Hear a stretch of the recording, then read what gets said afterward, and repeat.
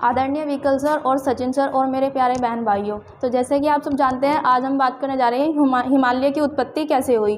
तो जैसे हिमालय था, वो पहले हिमालय न होकर एक पेंजिया था, जैसे पृथ्वी को नाम दिया गया पेंजिया। उस पेंजिया को दो भागों में डिवाइड कर दिया गया, जिसके ऊपर के हिस्से को कहा गया उत्तरी पेंजिया और नीचे के हिस्से को कहा गया दक्षिणी पेंजिया।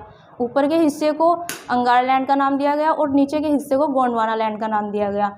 तो जो हिमालय है उसके बारे में कई वैज्ञानिकों ने अपने अपने सिद्धांत दिए हैं। जैसे वेगनर है, इन्होंने महाद्वीपीय प्रवाह का सिद्धांत दिया।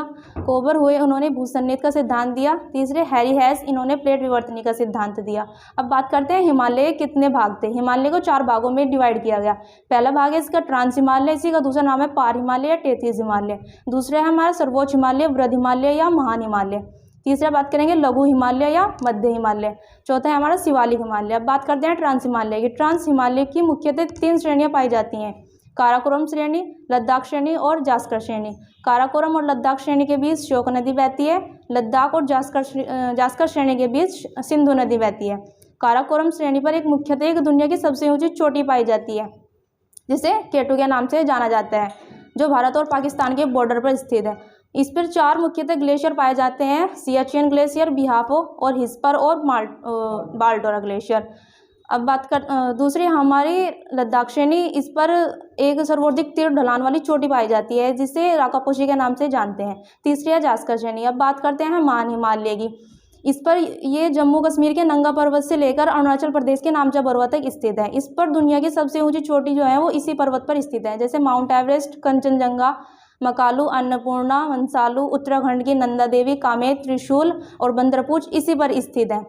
तीसरा हमारा लघु हिमालय, मध्य हिमालय।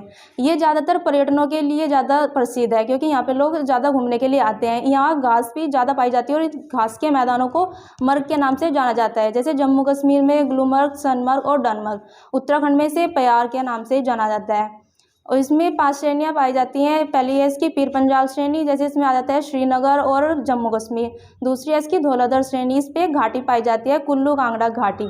इसमें आ जाता है शिमला, डलहौजी और मनाली। तीसरी है मसूरी श्रेणी, इस पर मसूरी, रानीखेत और पिंडसर ये स्थान है। और चौथी है महाभारत श्रेणी और नाग तिब्बत श्रेणी, ये दोनों श्रेणी नेपाल की हैं। अब बात करते हैं हम चौथी श्रेणी है शिवालिक हिमालय। बस इसमें तो कुछ नहीं है, इसमें अरुणाचल प्रदेश की 4 पहाड़ी पाई जाती हैं, डाफला, मिरी, अबोर और मिसमी। अब बात एक और वैज्ञानिक रहे जिन्होंने अपने कुछ सिद्धांत दिए, सिडनी बुरात। इन्होंने नदियों के आधार पर हिमालय की उत्पत्ति बताई है कैसे हुई। इन्होंने जैसे सिंधु और सतलज के बीच में कुमायूं हिमालय, सतलज और काली के बीच में कश्मीर हिमालय, काली और तिस्ता के बीच में नेपाल हिमालय, तिस्ता और ब्रह्मपुत्र के बीच में असम हिमालय। अब बात करते हैं हिमालय का किस देश में किस नाम से जाना जाता है। तो अफगानिस्तान में से हिंदुकुश पर्वत के नाम से जाना जाता है, पाकिस्तान में सुलेमान, चीन में चोमुलुंगमा और नेपाल में सागर माथा और सिक्किम में कंचनजंगा, म्यांमार में अराकानोमा और अरुणाचल प्रदेश में पटकाई मूंग के नाम से इसे जाना जाता है। तो ये था हमारा हिमालय। बहुत बढ़िया।